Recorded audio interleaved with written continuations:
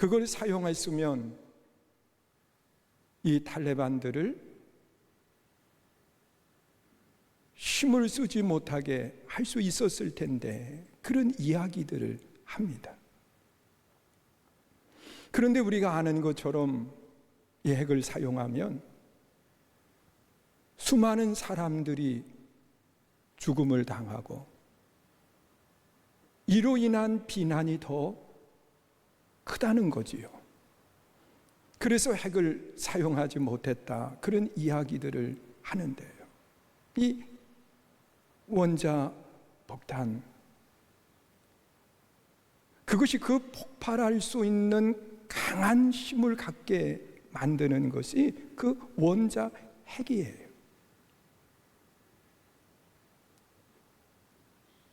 그 중심에 있는 그 원자 핵이 폭발을 할 때 우리가 상상할 수 없는 그런 폭발력을 갖게 된다는 거예요.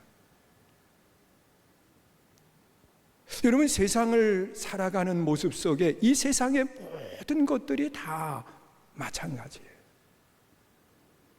여러분, 태풍이 불 때에 사람들은 이야기하지요. 그 태풍의 눈, 핵과 같은 그 중심이 있다는 거예요. 그리고 한 기업이 큰 일을 행할 때도 보면 그 기업을 움직이는 핵과 같은 역할을 하는 그 중심이 있습니다. 회사의 기획실이라든지 또한 개발실이라든지 이런 부분 속에서 그 중심 역할을 감당하면서 그 기업을 움직여 간다고 말하고 있어요. 여러분, 사람들이 세상 속에 성공하고 또 사람들이 큰 일을 행하는 것도 보면 그 중심에 핵처럼 나를 움직여가는 힘이 있다는 거예요. 그것이 뭐냐? 그 사람의 비전, 그 사람의 꿈을 이야기하고 있습니다. 여러분, 사람이 내 중심 속에 확고한 비전이 없으면 그 사람은 큰 일을 행하지 못한다는 겁니다. 여러분, 신앙도 그렇습니다. 우리가 예수를 믿을 때 무엇이 내 중심이 돼야 되는지 우리는 분명히 알아야 된다는 것. 그 핵폭탄의 중심이 되는 그 핵, 그리고 그 바람의 중심이 되는 그 바람의 눈, 기업을 움직여가는 그 중심이 되는 기획실, 또한 사람을 움직이게 만드는 그 비전, 꿈, 이와 같이 우리가 신앙의 원동력이 어디서부터 출발을 해야 되는가? 그것을 사도 바울은 본문에서 분명하게 이야기하는 것이 복음이다, 그렇게 말씀을 하고 있습니다. 여러분, 성경은 우리가 아는 것처럼 66권으로 쓰여져 있고요. 그리고 1189절로 이 성경이 쓰여졌습니다. 그런데 이 성경 말씀 속에 우리가 이 펼쳐놓고 보면 이걸 어떻게 읽고 어떻게 이해할 수 있을까, 그런 생각들을 많이 갖게 되지만 그 성경을 읽으면서 깨닫는 것 중에 하나가 하나님의 말씀 속에 분명한 핵과 같은 중심이 있다는 거예요. 그것은 복음입니다. 그러면 이 복음을 우리는 어떻게 이야기해야 될까? 로마서 1장 16절에 보니까 이 사도 바울은요, 내가 복음을 부끄러워하지 않는다, 그렇게 이야기를 해요. 여러분, 복음 때문에 내 모든 것을 내어놓고 나갈 수 있음을 말하는 겁니다. 그리고 또한 사도행전 20장 24절에도 보니까 이 복음, 그것에 대해서 어떤 어려움과 어떤 고난 속에서도 흔들리지 않게 만드는 것이 복음이라고 이야기를 하고 있습니다. 여러분, 복음은 부끄러운 것도 아니고 또한 이 복음은 내 삶을 움직이게 만드는 그 원동력이 되는데, 복음이 뭔가? 복음이 뭔가? 여러분, 성경에 나타나 있는 말씀 속에 보면 복음은 하나님의 나라입니다. 여러분, 하나님의 나라가 없는 복음은 없습니다. 그런데 성경에 나타나 있는 말씀을 보면 처음부터 마지막 계시록까지 무엇을 이야기하느냐? 하나님의 나라를 말하고 있습니다. 여러분, 요한계시록 21장이나 22장 마지막 장에 기록되어 있는 말씀도 보면 하나님의 나라에 대한 아주 분명한 말씀을 하고 있습니다. 여러분, 예수님께서도 요한복음 14장 1절 이하에 기록되어 있는 말씀을 보면 하나님의 나라에 대한 아주 분명한 말씀을 하고 있습니다. 내가 먼저 가서 너희를 위하여 예비한다고 말씀하시면서, 그리고 그 하나님의 나라에 하나님의 백성들과 함께 한다고 말씀을 하시는 거예요. 그러면서 성경에 나타나 있는 말씀을 보면 하나님의 나라는 이 세상의 나라와 다른 것을 이야기하는데, 가장 중심은 뭐냐? 하나님이 함께 하시는 것이 하나님의 나라입니다. 그리고 이 하나님의 나라를 요한계시록 21장 1절 이하에 보면 하나님의 나라는 죽음이 없는 곳이라고 말하고 있어요. 영원한 곳이에요. 여러분, 사람의 삶은 이 땅에 살다가 끝나는 것이 아니라 영원한 하나님의 나라로 이어지게 됨을 말씀하는 거예요. 영원한 곳이에요. 또한 하나님의 나라는 눈물도 없어요. 슬퍼할 것도 없고, 그리고 고통할 것도 없는 것이 하나님의 나라라고 아주 분명하게 말씀을 하고 있습니다. 여러분, 하나님의 나라는 아픔도 없어요. 아픔도 없어요. 여러분, 사람들이 이 통증이 올 때 얼마나 괴로워합니까? 어느 사람은 그 통증을 견디지 못해서 차라리 죽게 해달라고 사정하는 그런 모습들도 보게 돼요. 그런데 하나님의 나라는 이런 아픔도 없는 것이라고 말하고 있어요. 또한 사람을 슬프게 하고 힘들게 하는 것이 뭡니까? 이 세상의 삶 속에는 이별이라고 하는 것이 사람들을 힘들게 하는 겁니다. 여러분, 사랑하는 사람과 함께 하다가 이별한다고 하는 것은 얼마나 마음에 큰 고통이요 아픔인지 모릅니다. 그런데 하나님의 나라는 그 또한 없는 것이 하나님의 나라입니다. 그래서 이 예수 믿는 사람들의 복음은 무엇이냐? 예수 믿는 사람들의 복음은 하나님의 나라입니다. 믿으세요?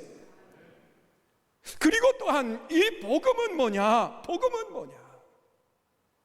여러분, 하나님의 나라에 갈 수 있는 사람이 누군가요? 여러분, 성경에 나타나 있는 말씀을 보면 그 하나님의 나라에 갈 수 있는 사람은 죄를 가지고는 하나님의 나라에 갈 수 없다고 말씀해요. 그래서 죄의 값은 사망이요, 그 외에는 하나님의 심판이 있고 영원한 형벌 가운데로 내려간다고 그렇게 말씀을 하고 있습니다. 그런데 이 땅에 죄를 짓지 않은 사람이 누가 있어요? 다 죄인이에요. 여러분, 성경에 나타나 있는 말씀을 보면 신약은 27권으로 되어 있는데 13권을 기록한 사람이 사도 바울입니다. 그런데 이 사도 바울의 고백 속에 나타나 있는 말씀을 보면 로마서 3장 23절에 보면 모든 사람들이 죄를 범하였다고 그렇게 말씀하고 있습니다. 그 모든 사람 가운데에는 누구까지 포함을 하느냐? 사도 바울 자신까지 말하는 거예요. 모든 사람 다 죄인이에요. 그것뿐만 아니라 이 바울의 고백 속에 보면 오라, 나는 곤고한 사람이다. 누가 이 사망의 법에서 나를 건져줄 수 있느냐고 말하면서 내가 원하는 선은 행치 못하고 원치 않는 악을 행하고 있다고 말하고 있어요. 이렇게 사람들은 다 죄인이에요. 이 죄를 내 스스로 해결할 수 있는 사람 또한 없습니다. 왜? 죄인이기 때문에 그래요. 여러분, 사람은 생각하는 것도 행동하는 것도 다 죄악 가운데 머물러 있을 수밖에 없는 겁니다. 그래서 하나님께서는 우리의 죄를 용서해 주시기 위해서 독생자 예수님을 이 땅에 보내주신 거예요. 그리고 예수님께서 인류의 모든 죄를 다 담당하시고 십자가에 달려 죽으셨다는 거예요. 여러분, 예수님의 십자가의 죽음은 자신의 죄의 값을 치르기 위한 죽음이 아니라 우리 모든 사람들의 죄의 값을 지불하기 위해서 예수님이 십자가에 달려 죽으신 거예요. 그래서 예수님의 십자가의 죽으심을 가리켜서 뭐라고 이야기하느냐? 대속의 죽으심이라고 말하는 거예요. 우리의 죄값을 대신 지불하고 죽으신 거예요. 그래서 이 십자가를 우리는 무엇이라고 이야기하느냐? 복음이라고 말하는 거예요. 왜? 하나님의 나라에 갈 수 있도록 죄의 문제를 해결해 주셨기 때문에. 믿으십니까? 여러분, 저도 지금도 잊지 못하는 것 중에 하나가 저희 그 작은 아버님이 계세요. 그런데 그분이 예수님을 믿지 않고 이제 병이 걸리신 거예요. 그것도 죽음에 이르는 병이 걸렸어요. 그래서 제 아내하고 찾아가 가지고서는 그 작은 아버님에게 복음을 전하는 거예요. 하나님의 나라, 십자가, 부활의 복음을 전하는 거예요. 그런데 아니, 이 조카 목사 일부러 시골까지 찾아가서 전하면 이게 받아주셔야 되잖아요. 그런데 안 받아주시는 거예요. 그래서 전했는데 안 받아주셨기 때문에 그냥 왔어요. 그리고 마음이 또 힘들어서 또 찾아간 거예요. 제 아내하고 말이에요. 그리고 또다시 전하려고 그랬는데 이분이 그걸 받아주지 않으면서 그분이 저한테 그런 이야기를 하는 거예요. 내가 예수를 안 믿는 것이 아니라는 거예요. 믿었다는 거예요. 군대에서. 그런데 군대에서 예수를 믿었는데 자기 자신보다 선임병이 예수를 믿는데 그렇게 힘들게 하더라는 거예요. 그래서 마음에 결단을 했답니다. 나 이제 예수 안 믿는다. 아니, 예수 믿는 사람이 저렇게 행동을 하는데 그러면서 그때부터 예수를 믿지 않게 되었고, 결국은 제가 그렇게 전하려고 애를 썼는데도 불구하고 받아들이지를 않는 거예요. 여러분, 바울도 지금 그 이야기를 하는 거예요. 사람에게 받은 것이 아니다. 받았다고 하면 내가 그 받은 것을 그대로 전해주면 되는데 사람에게 받는 것이 복음이 아니라는 거예요. 그리고 또한 이어서 이야기하는 것이 뭐냐? 복음은 배우는 것도 아니라는 겁니다.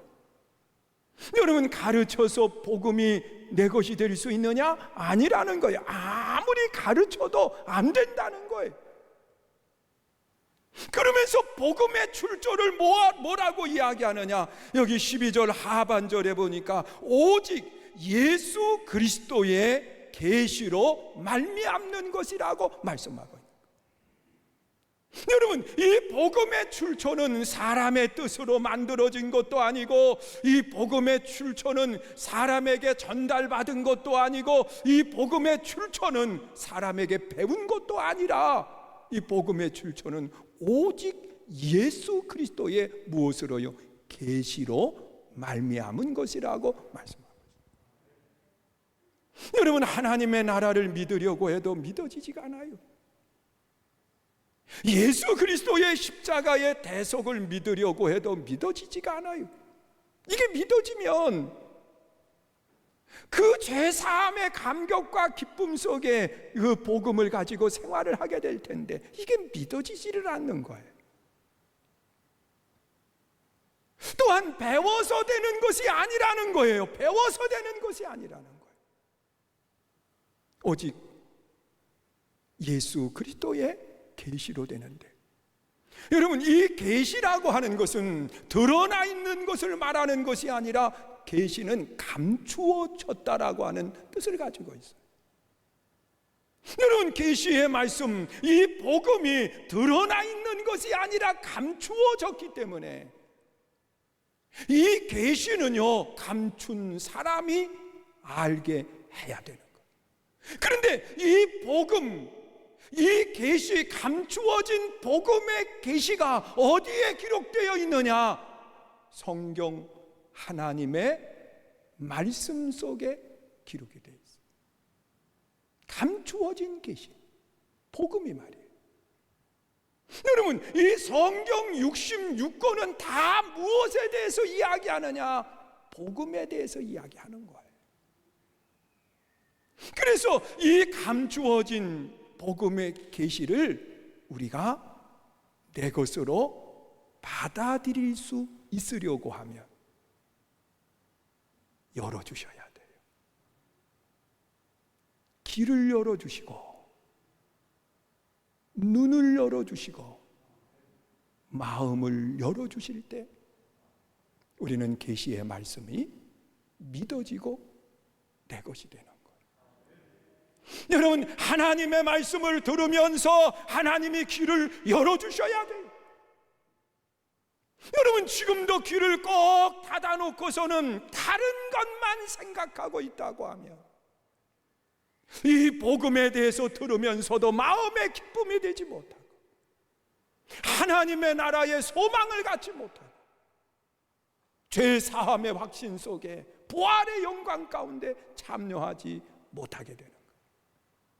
하나님이 계시의 말씀을 들을 수 있도록 열어주셔야 돼요.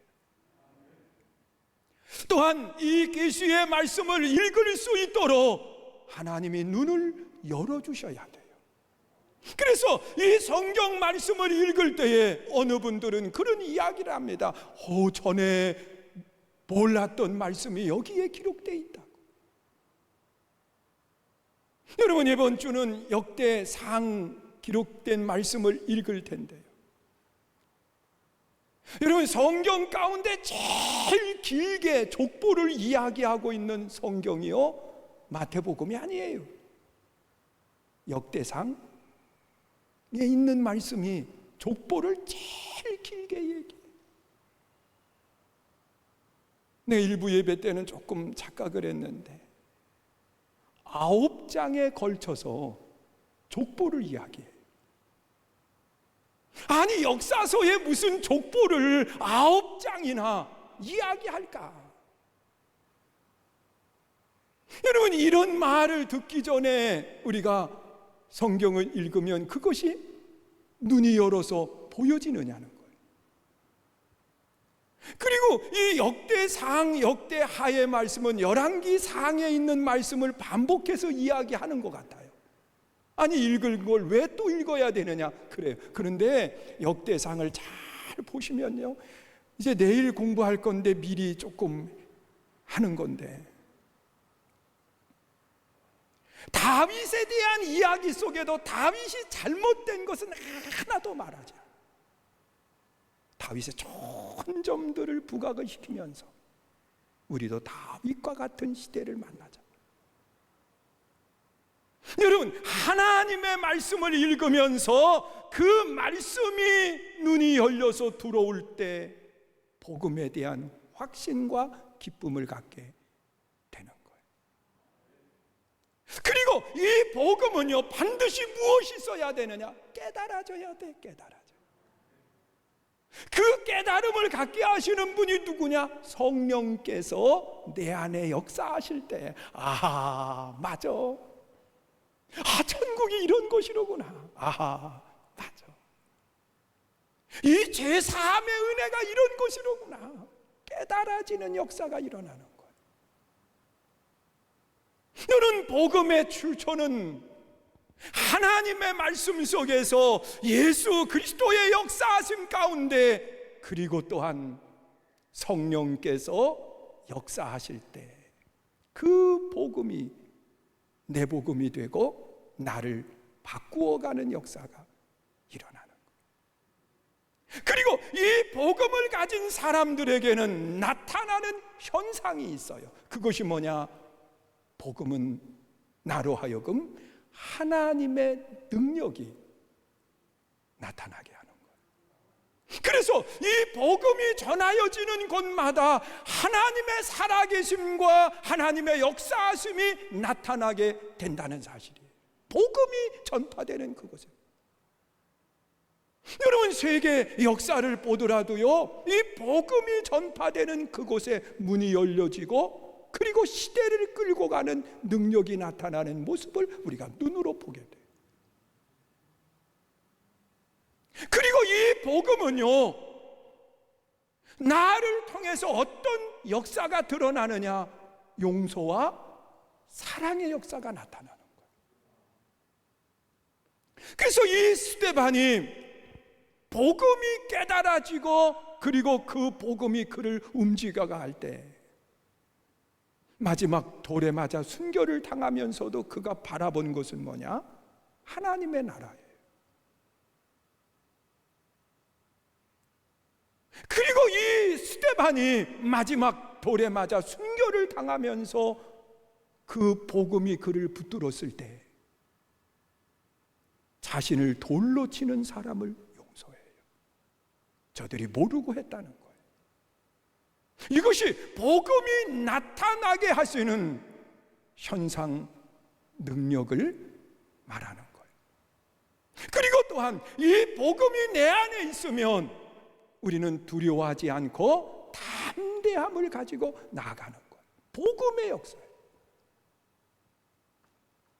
여러분, 이 복음이 있는 사람은 죽음도 두려워하지 않아요. 왜냐하고 하면 죽음이 삶의 끝이 아니라 하나님의 영원한 나라로 이어지게 만드는 역사이기 때문에 그런 거예요. 그래서 복음이 전파되는 그곳에는요, 복음의 확신이 내 안에 있을 때 그는 죽음 앞에서도 당당하게 죽음을 맞이하고 그리고 그 길을 걸어가는 거예요. 왜? 하나님의 나라가 내 안에 있기 때문에. 믿으십니까? 여러분, 어떤 환경 상황을 만나도 두려워하지 않는다는 거. 왜? 복음이 내 안에 있기 때문에. 그래서 이 복음을 가진 사람에게는 반드시 나타나는 현상이 있는 거예요. 사랑하는 성도 여러분, 우리 신앙을 움직이는 것이 뭐냐? 복음이에요. 태풍의 눈과 같이 복음이 내 안에 있을 때 내 삶을 움직여가는 거예요. 복음은 뭐냐? 하나님의 나라가 복음이에요. 그 나라에 갈 수 있도록 예수 그리스도의 십자가의 대속의 죽으심, 이게 복음이에요. 그리고 또한 그 하나님의 나라에 이를 수 있도록 예수 그리스도의 대속의 죽으심 뒤에 3일 만에 부활하심으로 우리는 부활 가운데 영원한 생명 안에 거하게 되는 거고, 그리고 영원히 하나님의 나라에 이르게 되는 거예요. 이 복음의 출처는 사람의 뜻으로 만들어진 게 아니에요. 사람이 주어서 받은 게 아니에요. 사람에게 배운 것이 아니에요. 오직 예수 그리스도의 계시로 말미암는다고 말씀하고 있어요. 이 계시로 이 복음이 내 복음이 되는데, 이 계시의 말씀을 들을 수 있도록 귀가 열리고, 이 계시의 말씀을 읽을 수 있도록 눈이 열리고, 이 계시의 말씀이 깨달아질 수 있도록 성령이 나를 움직이고 깨닫게 하셔야 돼요. 그래서 그 복음이 내 안에 있을 때 우리는 죽음 앞에서도, 어떤 문제 속에서도 두려워하지 않아요. 왜? 복음이 내 안에 있기 때문에. 믿으십니까? 또한 이 복음이 내 가는 길에 놀라운 역사를 이루어 가시는 거예요. 나는, 우리 사랑하는 성도들이 다 이 복음의 확신을 가지고 우리가 담대히 나아갈 수 있는 믿음의 아름다운 성도 되시기를 축원합니다.